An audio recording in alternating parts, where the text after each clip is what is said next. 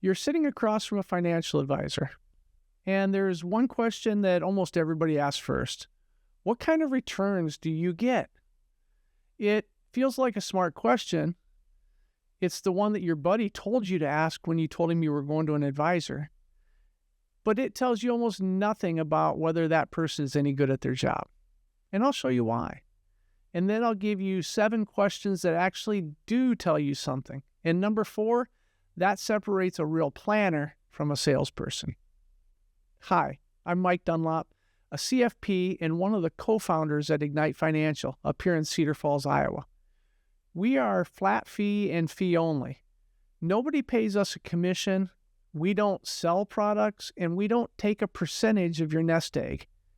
That's why we're comfortable handing you the exact questions to ask an advisor, including us, and telling you what a bad answer actually sounds like. So grab a pen. Every word is worded so you can read it right off your phone or notebook. Why the returns question fails. So, why doesn't that question work? 3 reasons. Number 1, the market makes the return. The advisor doesn't.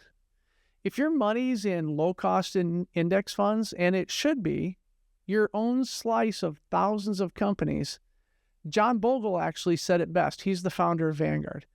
American businesses find a way to make money, and when they do, they share those profits with people who own them. Your return is the market's return, minus a fee that you knew about in advance.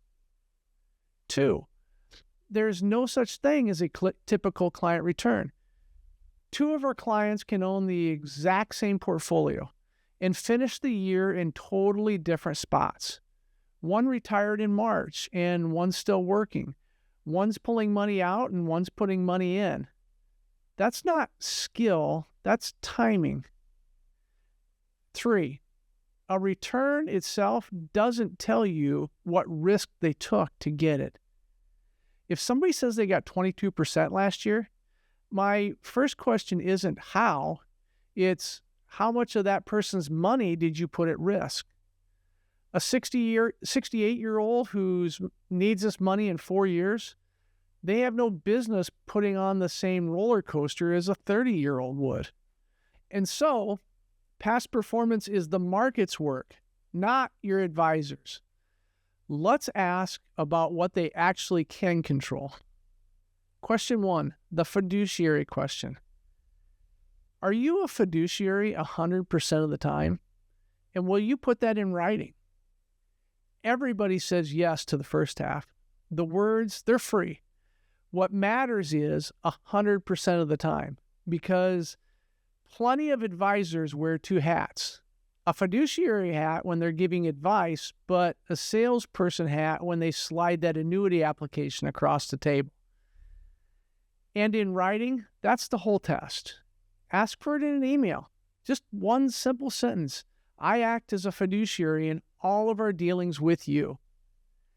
If somebody hems and haws about typing that, well, you've got your answer right there, and it didn't cost you a dime to figure that out. You can also pull up their Form CRS. It's 2 pages, it's public, and it spells out how they get paid and what conflicts they've disclosed. That's just some free homework. Question 2, the money question. How do you get paid? And what does it cost me in actual dollars? Percentages are how our industry keeps you comfortable. 1% sounds like a rounding error. So make them do the math out loud with you. On $2 million, 1% is $20,000 a year. That's not a rounding error. That's a car payment and a vacation. And guess what? That compounds against you. Think of a snowball rolling down a hill, picking up more snow every roll, and somebody shaving a chunk of that off every time it goes around. Now do that for 30 years, and you're not talking about 20 grand. You're talking about hundreds of thousands of dollars or more that ended up in somebody else's pocket instead of yours. We built a free calculator for this at 1%fee.com. Head over there and put your numbers in, And I'm not trying to scare anybody, but I just want you to see what those dollars are before you sign, a 1% fee, so you know what it is. And in addition to that, ask what's underneath too, right? Because there's more fees. There's fund expense ratios. There's trading costs. There's platform numbers. So make sure you ask them, what's my all-in number? Question 3, what am I actually buying? What do I get for that fee besides investment management? Picking the funds, that's the easy part. About 10 holdings and a rebalance now and then. If that's all that somebody's doing for you, you're paying a whole lot for a little. So go down the list and make them answer yes or no to these questions. And tax planning, not filing, but planning. Social Security timing. Medicare, helping you pick which part, when, and what that costs. Estate documents. Do you actually read mine? Insurance. Will you tell me if what I own is junk, or will you tell me what I need? Withdrawal strategy. Which account do I pull from first and when? If it gets vague or we can refer you out for those sorts of things, fine. But now you know what you're actually buying from that person, right? And so make sure you look at that. Question 4. This is the one that most people miss. Have you read my tax return? And will you? That is the big one.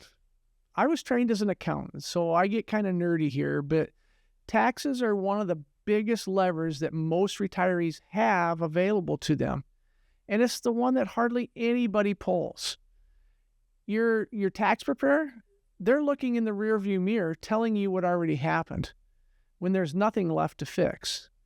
Planning is forward-looking. It sounds like this. You're 63, retiring next year, and you've got $900,000 in an IRA, and you haven't turned on Social Security yet. Those are the cheapest tax years you'll ever have, and we should probably be filling up a bracket on purpose. Because that pre-tax IRA, it's kind of like a ticking time bomb. At 73 or 75, depending on when you were born, the government starts telling you how much to take out every year. And it can drag your Social Security taxation and your Medicare premiums along with it. We have to pay our fair share, but we don't have to leave Uncle Sam a tip, meaning we need to do better tax planning. So, if an advisor has never asked to see your 1040, they're managing your money basically with one eye closed. Question 5, the plain English test. What's your investment philosophy? In words I can repeat to my spouse. This one is a comprehensive check on them. If somebody can't explain what they do in 2 plain sentences, either they don't understand it themselves or they're counting on you not understanding it. Complexity is usually hiding some sort of cost. And here's the practical piece. If you can't explain your own strategy at the kitchen table, you're not going to stick with it when the market goes down 25%.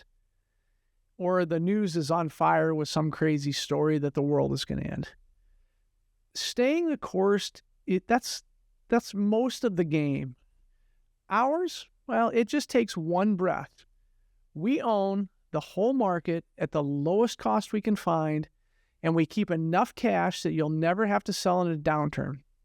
And we stay put. Question 6, the downside question. What happens when the market drops 30%? Notice I said when, not if. We're going to have years where it drops. I'm not going to lie to you and tell you that we're not. But what you're listening for is a plan or a prediction. A prediction sounds like, we'll see it coming and get you out. Well, nobody does that. A plan sounds like this. You've got 2 to 5 years in spending sitting in cash and bonds. So when the stocks are down, we spend from that side and leave the stocks alone to recover. And when things go on sale, we rebalance. a fancy word for saying we're buying more of whatever got cheaper. And honestly, at the right time, a 20% drop is something we kind of want because it comes back and we get to buy it on the way down. Nobody gets hurt on a roller coaster unless they jump off while it's moving. Question 7, the scoreboard. How will we know if this is working? This is the one that replaces the returns question, and it's a whole lot better because working ought to mean something you can point at. How many dollars of tax did we save this year? Over the next 10? Did my retirement date move up? Are my estate documents still done? Are they done, or are they still sitting half finished in a drawer? Is my spending inside of guardrails? And I use that word a lot. Picture driving a mountain road with drop-offs on both sides and guardrails keeping you in the middle. Your spending, it works the same way. If the market runs, maybe you get to spend a little bit more. If the market drops really hard, well, maybe we tap the brakes a little bit, but you're never guessing where you stand. And that's the scoreboard you control. Last year's return isn't.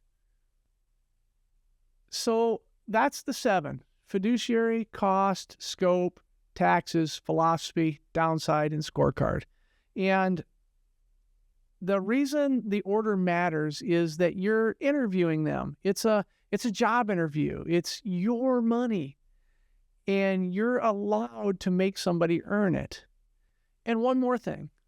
Watch how they answer as much as what they answer. Do they slow down when you look confused?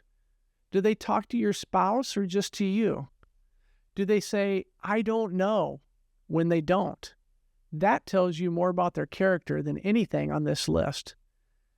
The full article is linked below if you want these written out. And if you'd like to sit down with us and ask us these exact questions, there's a link to grab a time. No cost, no obligation, and we're not going to chase you down for years afterwards. And if there's a question that I didn't cover, go ahead and put it in the comments. Casey and I read them. Take care, guys.